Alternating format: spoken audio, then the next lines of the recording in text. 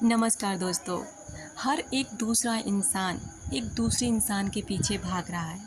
वो ये सोच रहा है कि ये सामने वाला इंसान मुझे सुख देगा, प्यार देगा, खुशियाँ देगा।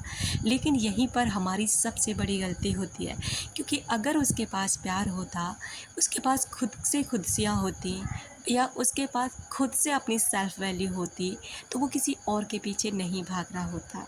उसे तो किसी के पीछे भागने की ज़रूरत नहीं होगी, और अगर ऐसा कोई इंसान है ना, तो वो फिर इस मोह माया से तो छूट ही जाएगा। लेकिन आपको लगता है कि सामने वाले के पास ना मेरी खुशियाँ हैं, मेरा प्यार है, मेरा सम्मान है। हम सभी को भगवान ने यहाँ पर जीने के लिए भेजा है, ना कि किसी के पीछे भागने के लिए। लेकिन हम अपने जीवन में कुछ ऐसे इंसानों का चुनाव कर लेते हैं, या तो उनसे हम अट्रैक्ट हो जाते हैं, या फिर हम उनके ऐसे जाल में फंस जाते हैं, माया जाल में फंस जाते हैं कि उस लूप से हम निकल ही नहीं पाते। साइकोलॉजी कहती है कि कुछ ऐसे लोगों के प्रति आप जल्दी अट्रैक्ट हो जाते हैं, जो थोड़े से दिखावा प्रिय इंसान होते हैं। जैसे बाहर शो ऑफ करना, भले ही घर में उनकी कोई वैल्यू नहीं है, लेकिन बाहर रोड पे वो ऐसे दिखाते हैं जैसे उनसे बड़ा कोई शहंशाह नहीं।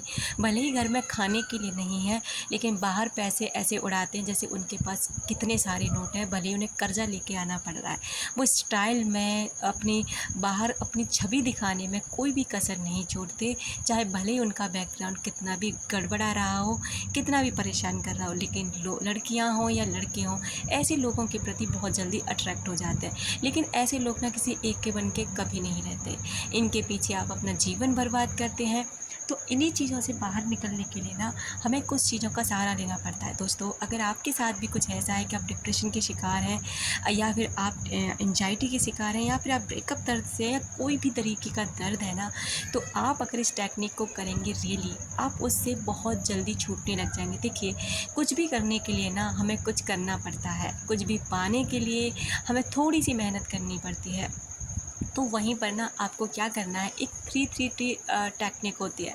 वो टेक्निक ऐसी होती है, जैसे मान लीजिए आप अपने कमरे में पढ़ाई कर रहे हैं, या फिर आप अपने कमरे में किसी ओवर थिंकिंग में फंसे जा रहे हैं, या किसी दुख में है।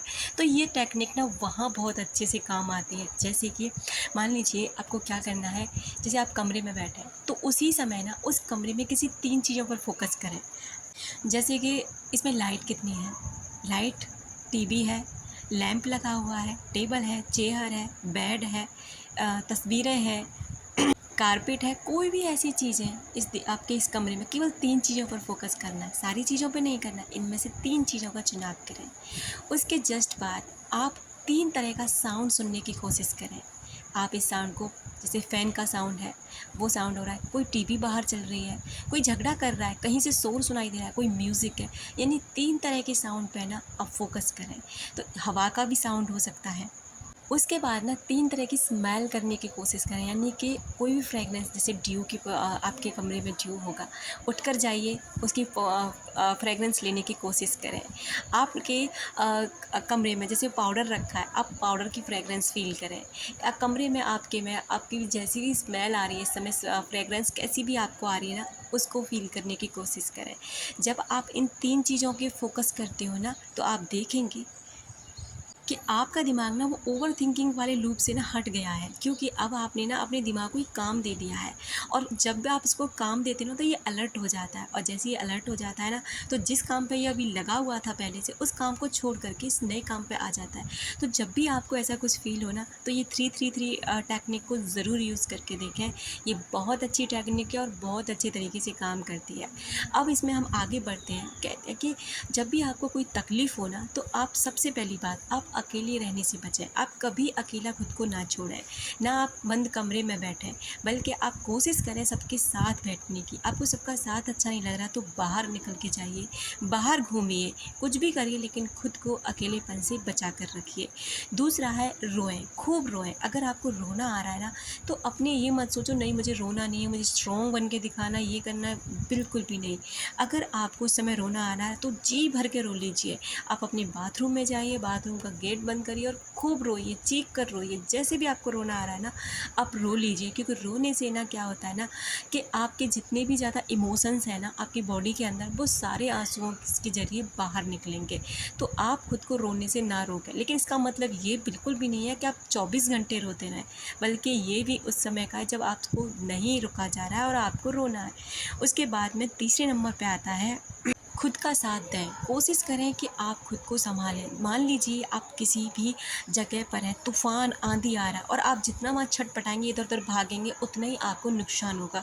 और अगर वहीं पर आप एक जगह शांति से बैठ जाएँगे ना, आप कितनी भी आंधी तूफ़ान आ रहा, एक ऐसी जगह का चुनाव करके कि हाँ, यहाँ मैं सेफ़ हूँ, और बैठे रहेंगे, तो आप देखेंगे थोड़ी देर बाद वो आंधी अपने आप शांत हो जाएगी और आप सेफ़ बच जाएँगे। उसके बाद जो भी आपको करना है ना, आप शांत दिमाग से कर सकते हैं। ठीक उसी तरह हमारे जीवन में मुसीबतें आती हैं। जब हम मुसीबतों में छटपटाते हैं, तड़पते हैं, परेशान होने लग जाते हैं, तो वो मुसीबतें ना हमें और भी ज़्यादा विकराल रूप दिखाती हैं। तो वहीं पर हमें क्या करना है कि हमें शांत रहना और खुद को ये सबक देना है, ये दिन नहीं रहेंगे। अगर वो दिन नहीं रहे हैं ना, अच्छे वाले दिन नहीं रहे हैं ना, तो ये दिन भी नहीं रहेंगे, ये दिन भी निकल जाएँगे। नंबर 4 पर आता है कि इसका अर्थ समझें। जो भी संकट आप पे आया है, जो भी आप इस चीज़ से गुज़र रहे हैं, जिस भी दुःख से गुज़र रहे हैं, इससे आपने क्या सीखा? आपको क्या सीख इससे मिलती है? इसका अर्थ क्या था? इसका चिंतन करें कि ये मेरे जीवन में क्यों आया? इससे मुझे क्या सीखने को मिला?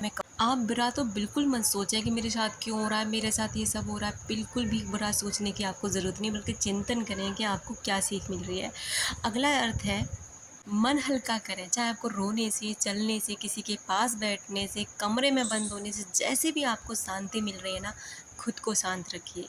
खुद को चुप कराने की कोशिश करिए, खुद पर ध्यान दीजिए, और फिर आप देखेंगे कि आप धीरे-धीरे ना इस दुःख से, इस दर्द से आप निकलते जा रहे हैं, और ये दिन आपके कब निकल जाएँगे, तकलीफ़ वाले दिन कब निकल जाएँगे, आपको पता भी नहीं चलेगा। क्योंकि आप इस दुनिया के बहुत हसीन और बेहद खूबसूरत इंसान हैं, क्योंकि आपको भगवान ने ऐसे ही बनाया जैसे उस इंसान को जिसकी वजह से आप दुखी हैं।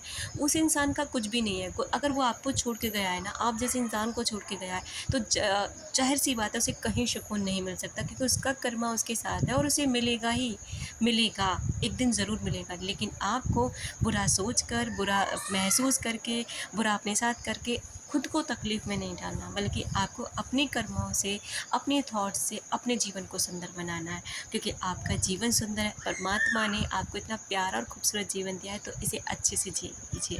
Thank you so much.